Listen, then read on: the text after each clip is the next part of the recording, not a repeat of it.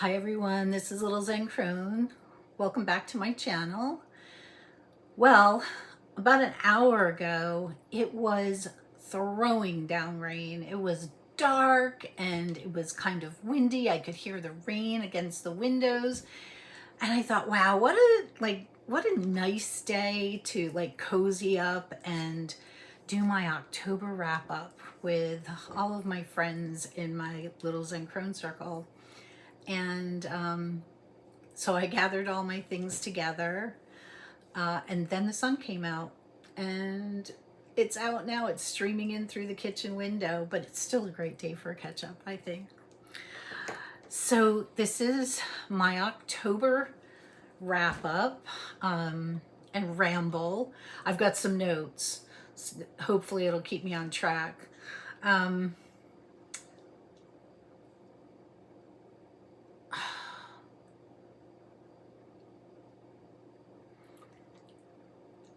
This month is really a transition month here in Pennsylvania. It was this year anyway, and honestly most years it is this way. And I somehow, I don't know, it's not that I forget, but there is a forgetting, and then when it happens every year I think, wow. Because at the beginning of this month, I still had my summer closeout. I didn't get my winter closeout until 2 weeks ago, and it's feeling wintry. And that happened within this past week. Just within this past week, it started to feel real wintry. I always try to keep the heat off until November 1st. Like the automatic heat coming on and off. I'll put it on a little bit in the morning to take the chill off. But the heat's been on for the last 2 or 3 days. And so has the oven. I'm cooking inside now. From April until October, we do all of our cooking outside. We do a lot of cooking outside anyway, but you know, the leaves are off the birch tree. You know, it's just things have changed. And this weekend? Yeah, this weekend we turn our time back. So it's yeah, autumn is here. I have a cup of just plain old Lipton tea. What's in your cup? Let me know in the comments.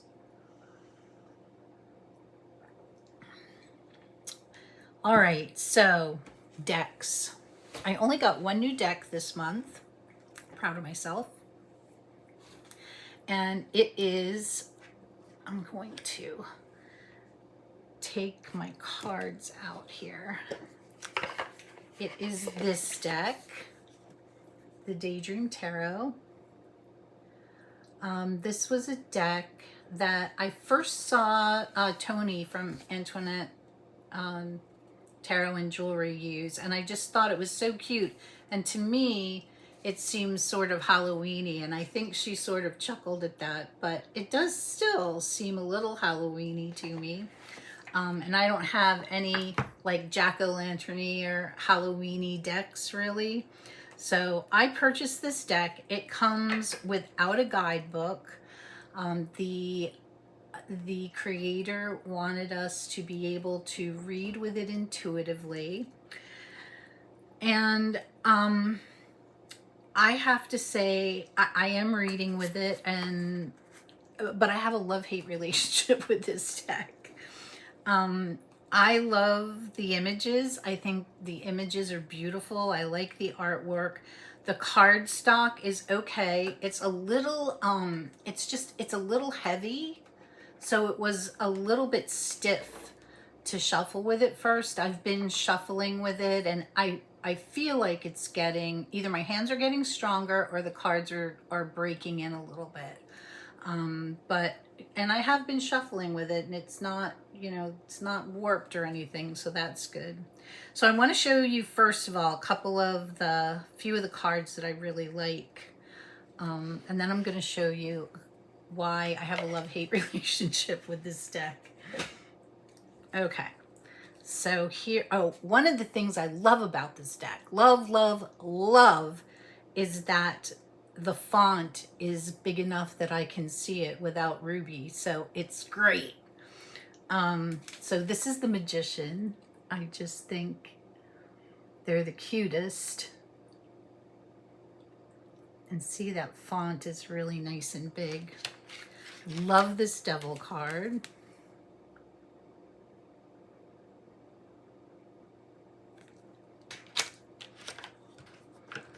I love the Sun.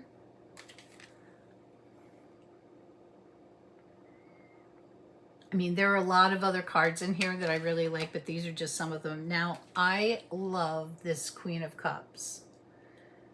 If that doesn't say, yep, I've got my emotions balanced, I don't know what does. I love it. I've got this, she's saying. Now, I really like this Ten of Swords because you can really get the idea that we're looking to a new day.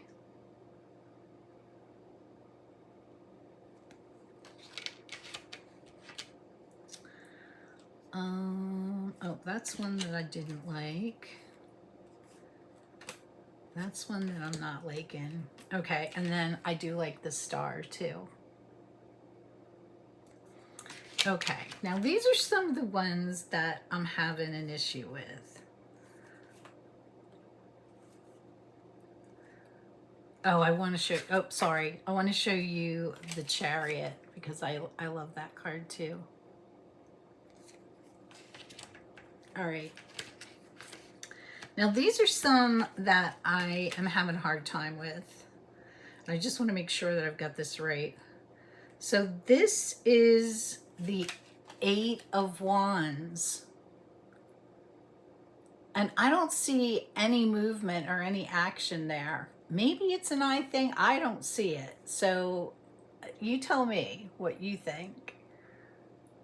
But like no movement. And in this wand suit, there's a lot of wands with people like peering through the wands. Oh, and I didn't get the Three of Wands out, which is 2 wands with 3 people. So if you're just quick going through, you're looking for 3 wands, you're not going to find it.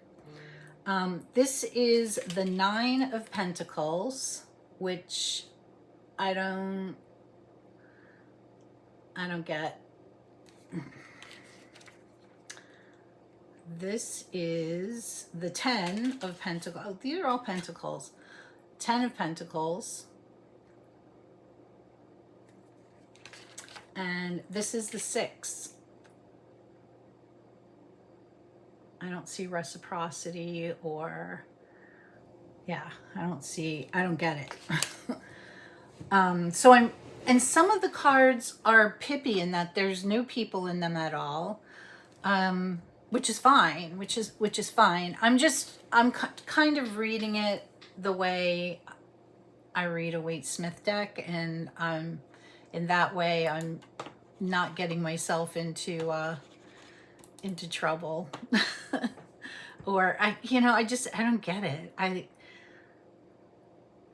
I wish there was a book. I wish that there was a book so the creator could tell us why they, like what their thinking was with this. All right, so other things that have been going on the magical front.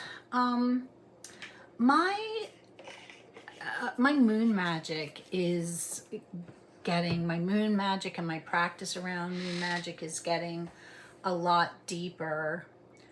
I am now really feeling good about being consistent with my new moon and full moon ceremony, what I do around those moons, and I am feeling ready to start incorporating the waxing and the waning moons. And I think I'm going to do that through video as well. I'll share with you kind of like in a 1 month period, like what each moon is and what some practices could be around that moon, and what I'm going to do around that moon. And I hope that helps. Helps you. I hope you're interested, and I am really just really in a I really feel like I'm in a learning stage with my moon magic, and I just really love it. The other thing that I am getting into, thank you to the Wild Witch, is creating an apothecary of sorts. So I have some bay leaves, and these are the two things that I have right now. I mean, I have things like basil in my spice cabinet, but I mean, for apothecary use, I bought some bay leaves, and then I went out and I cut my marigolds. One of the things that grew really well in my garden this year was not tomatoes, but I did grow a really good marigold. And so I guess starting in September, I started to cut them and hang them up outside to dry. And then I think it was, the beginning of October, they finished, and I cut the last of them, and I brought those inside. And I think that was because we were going to have a rainstorm, and I didn't want them to kind of get wet and mildewy. So I brought them all in, and I cut the heads off them, and I put them in my dehydrator, and they dried. And I have my first little jar of marigolds from my garden. Now, marigolds back in the day were used for healing wounds. They are supposedly have anti-inflammatory and antibiotic properties to them. Not what I'll be using it for. They are also and because of like the antibacterial and the anti-inflammatory, they're also an herb of protection. So you can use these in spells for protection, or I would think like you could, if you wanted to, you could, sprinkle, you could cast your circle with marigold. Why not? Tell me if I'm wrong. I think also you could sprinkle some outside your door as a means of protection. Now, these are still really yellow, and so I think if I steeped these, I think they would be a really cool natural dye. So, we'll see. But so I'm starting to collect some things for my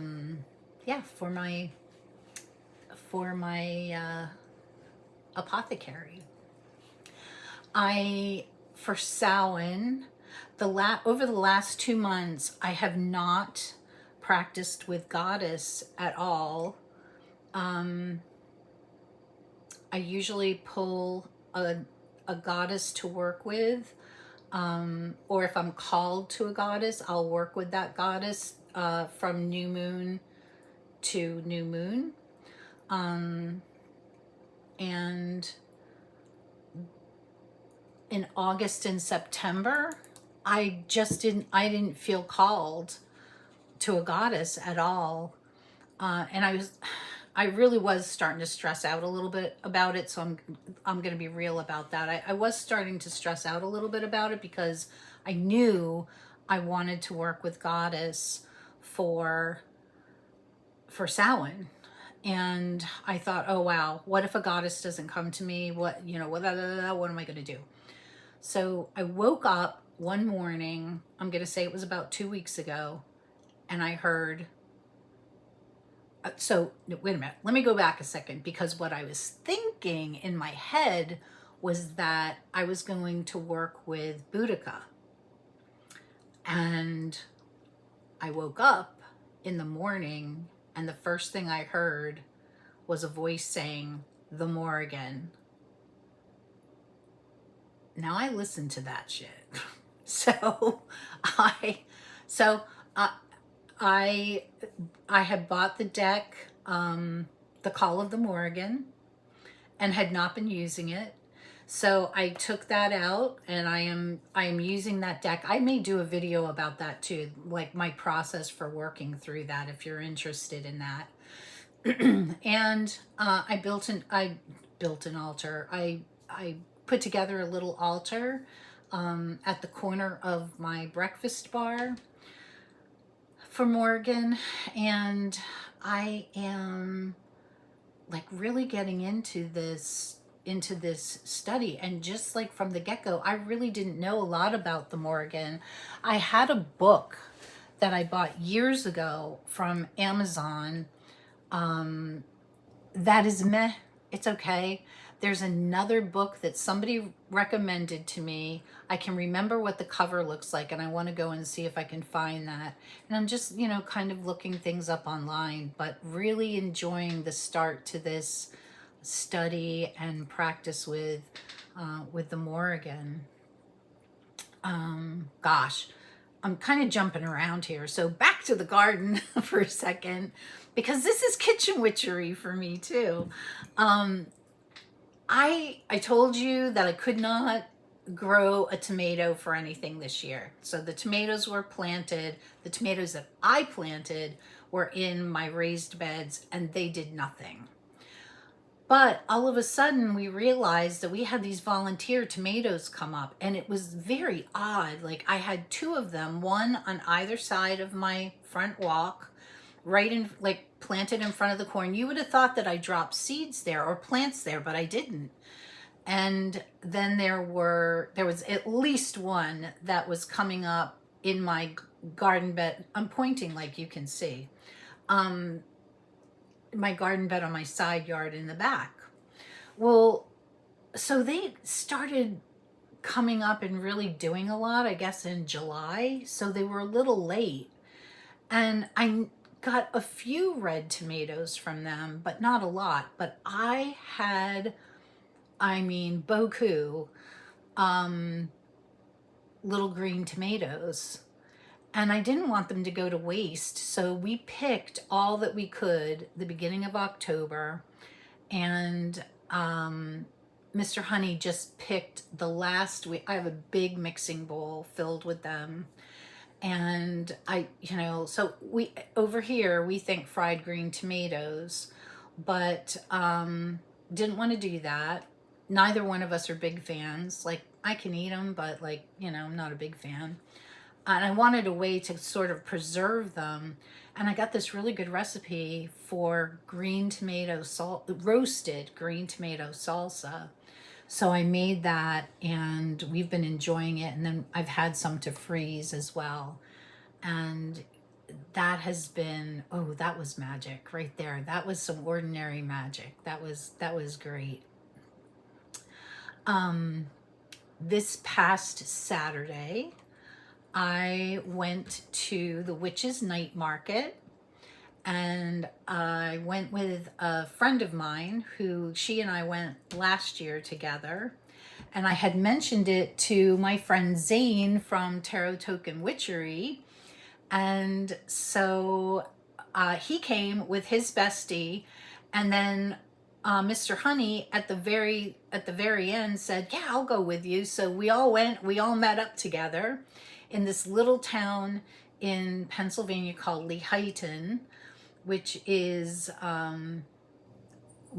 it's definitely not halfway between me and Zane, because we both would have to go out of our ways, but it is about an hour from me, and I think almost an hour and a half or so from him. And it's right near this place called Jim Thorpe, which is a really cool little town too. If anybody's ever been there, it's just the town next over from Jim Thorpe. I've been there to this town called Lehighton a few times before, and I had been to the Witches Night Market the year before. And we have a favorite restaurant that we like to eat at called Bonnie and Clyde's, which is inside of a bank. Bonnie and Clyde had nothing to do with that bank, but because it was an old bank, they call it Bonnie and Clyde's, and the food is to die for, and I'll tell you about it in just a second. But so last year when my friend Natalie and I went, we just went, got in the car and went, and so many people in costume and so many beautiful witches hats, just like, oh my goodness, like decorated with flowers, and some of them were painted, some of them were glow in the dark. I mean, they were just, some of the, like the under the brims were painted, hand painted. Oh, I took a picture and posted it on Facebook last year of these, they're real life sisters, and they were all dressed with these gorgeous hats. And Natalie and I said, next year we're going to decorate hats. So we did.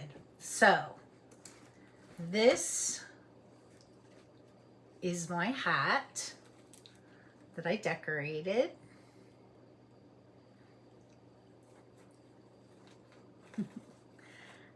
And wore, and I love it. And I'm going to put it in a plastic bag and store it for next year because the glitter is real. So we went, and the first thing we had to do when we got there was we had to find a porta potty for Natalie. So we found one. And there was a very nice gentleman standing there, and we kind of chit-chatted with him for a minute. And then this woman came up to him, and he left, and she turned around and said to us, "Oh, my husband was saving my place in line. Is that okay?" We were like, "Oh, sure." So we were talking to her, and she's one of the vendors, and she said it took her, now this is the third year they did this event, and she said it took her 2 years to get in as a vendor. And she said the only reason she got in was because they didn't think they were going to have as many vendors this year because of the economy. And that was true. There weren't quite as many vendors this year. And I was a little disappointed in the vendors, and so is Natalie. And I think Zane was too, even though he didn't have last year to compare it to. But there seemed, the year before, there was a lot of handcrafted things. Like I think there were 3 potters that were there, and I specifically said I wanted to go and buy another mug. There was only one potter there, and his stuff was really nice, but it just didn't resonate. So but yeah, that was it. There were people last year, multiple people selling teas, candles, like handmade candles, hand-done incense, wax melts. There was one place that did wax melts this year that I saw. A few people doing candles, some soap people. That seems to be really big now. But a lot of it seemed to be things that were like stuff you could buy on Temu. And so that was a little disappointing. But last year I found a jeweler. Her name is Tracy Gross, and she works with copper, and I bought a pair of copper earrings from her last year.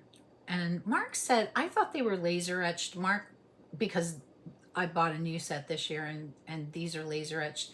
He said he thought they were painted. But you've seen me, I've worn them before. I'm sure you don't remember, but they're long copper earrings, and they kind of have like a spiral in them. But these are the ones that I got this year. I hope you're going to be able to see them. Let's see.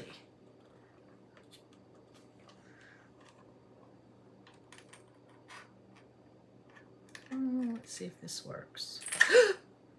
Well, now I lost the earring. Uh-oh. Oh well, it's probably in my lap. Let's show you the other one, and we won't play around.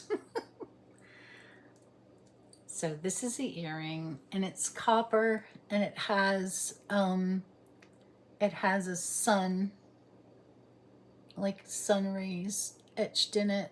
It's really nice. Oh, this is like, oh, it dropped. Okay, well, at least I know where it is now. So I got that. And the other thing that I got, there were a lot, and I had never heard of this before, but it's called Blind Date with a Book. Have you guys heard of that? So Blind Date with a Book is where you take a book, usually a book that you've read, and you wrap it up, and you don't put the title or the author, but you might put a genre on it. And I saw a lot of vendors with those. Obviously I can't do that, but I did find one vendor with Blind Date with a Deck. And so I bought one. As a matter of fact, we all bought one. And this was what was in the box.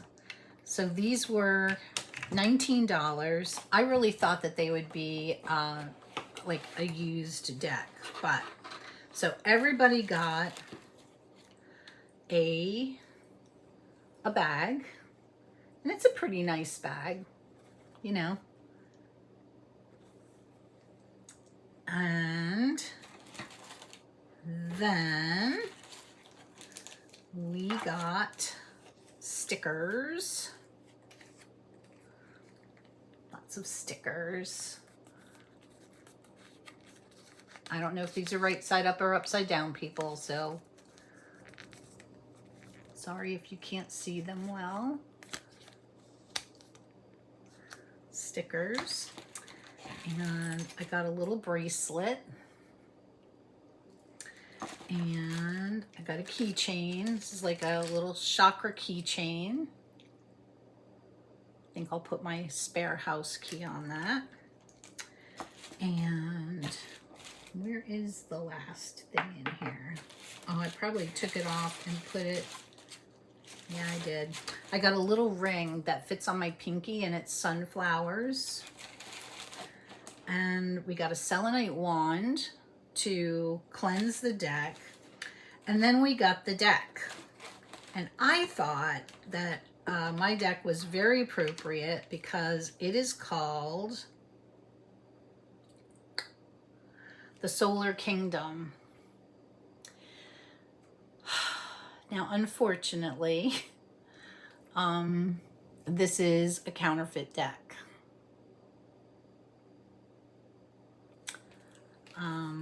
The actual deck is available on Etsy, and this is a counterfeit that was available for much, much less.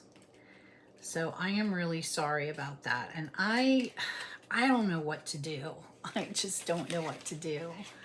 I really like the deck, and one of the things that I like about it is that I can, with a little bit of squinting, I can see the fonts and the numbers. I don't even want to show the images from it because it's counterfeit, and it's never a deck that I would read for anybody else, and I did not purposefully purchase this deck. I might honestly use it for my journaling, you know, like the images, cutting the images and pasting them. I might use it for some moon practice. I'm not sure. All in all, I guess, you know, it was worth it. And I thought the Solar Kingdom, the Sun and the Moon deck was really something that, like, I just felt drawn to that box, and yep, it was me. So I think that's it for this month. I think I did it in maybe a half an hour or so. Let me look at my notes.